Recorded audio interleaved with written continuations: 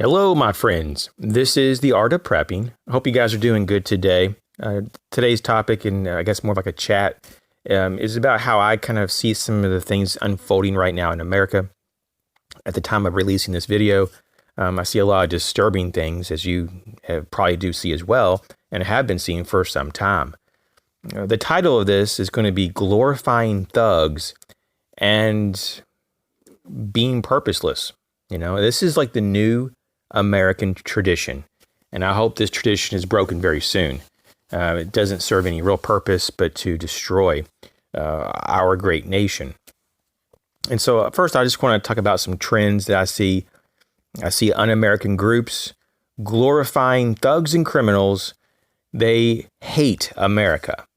I see also the military, and this has been going on for a long time, getting more and more involved with civilian life. I see militarized police, and this has been building for decades, but it's gotten to a point now that people are really starting to ask big questions like, whatever happened to the peace officer, right? It's always like address that police officer. He's an official.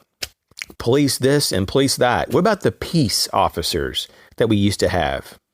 I want them back, don't you? Like, whatever happened to those people? What about those civil servants? What about the government working for the people instead of like we are slaves to the government? What happened with all that? And what about the trends though of media getting more and more socialist? They're so corrupt and twisted. I mean, wow, they're anti-American in almost in every way. The mainstream media sucks. They're anti-self-defense, anti-free speech. I mean, it's almost like to take the Constitution and they're just against the whole thing, right? They create a greater division between groups. And in particular, as of recent, it's race groups. They're always race baiting. They can't get through one sentence without saying, well, that white guy said this, and that black guy said this, and that Mexican said, who gives a crap with the color of your skin or even any of that stuff? Just, if you're an American, you're an American. If you're a male, you're a male. If you're a female, you're a female. If you're a person, you're a person. If you have a name, call them by their name. But let's drop all the black, white, all the in-between colors. Who cares? But they care because it's all about division. And it's all about not holding the criminal accountable, but blaming anyone else, blaming the government, blaming the police, right? And even when the police are wrong, it's like, seriously, okay, you can blow anything out of proportion, and that's what they do. There is a such thing as police corruption. It's always been there and always will be probably. But holy hell, why do they get such more of a rap? You see, for example, all these people in Chicago, all these people, gang, thugs, killing each other every day. It's like a war zone in Chicago. It's like the worst place probably in the world to live. It's just a horrible place.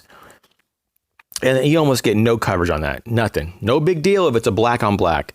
But the moment a police officer has to defend himself or herself, it gets questioned like you wouldn't believe. Sometimes the police officer is in the wrong. Sometimes they're not. But it's almost like the default now is, police brutality. All right? And then the media gets on it and they hype it all. To hype it up, it would be like being one of the worst jobs, wouldn't it, right now, to be a police officer? How dangerous it would be, first off, and how dangerous it's always been. But nowadays, you're just hated because you're an officer. And you might have the best intention. You may have never even heard a fly in your whole life. But just because you wear that uniform and have that badge and drive that car, and you're out there trying to protect people, you're enemy number one, according to some people. So let's talk about these protesters and these so-called rioters. In some cases, they're one and the same. Sometimes they're different, right? We're not going to say that all protesters are causing problems. And we're not going to try to say here in this video that all the locals are causing all the problems in their cities, because in some cases, we've been seeing that there are some outsiders. So with that all being said, there are certainly people who are burning their own neighborhoods. I mean, how does that help at all with anything? There are some cases they're burning their own grocery stores down. And then the next day they're like, oh, crap, there's nowhere to get food. Really? Wow. This is a time in the world that, like, things are upside down. Wrong is right, right is wrong. And I mean, like, well, what's going on here? Like, the moral fabric of society is like ripping and shredding in front of us. The thin veneer of the polite society that we used to have is almost gone. And I think a lot of it has to do with this. Society has no purpose. Some people say it's because of the high unemployment numbers, record unemployment that's never been seen. It's even higher now than the Great Depression. No purpose. But is it just because so many people are bored and they have nothing to do and they're on government checks? Is that really the issue? I don't know. I know plenty of people that got laid off and they're not rioting and burning down their neighborhood. There's a lot of raw emotion. There's a lot of people who internalize the past and they can't get to a point in their life to live in the present or live in, for a better future. They have to just live in that past mindset. So that could be part of it. But I think also that people have nothing to believe in.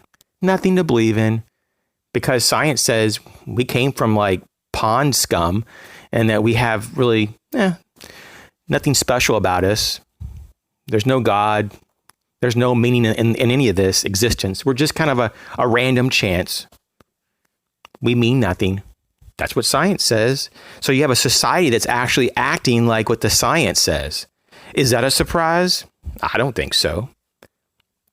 People have no purpose.